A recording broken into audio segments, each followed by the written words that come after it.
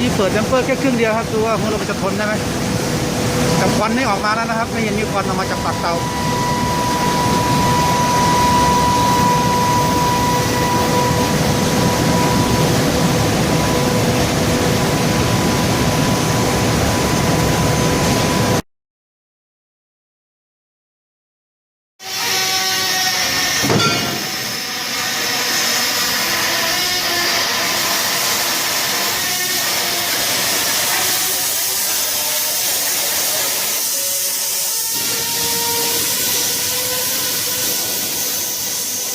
ทดสอบ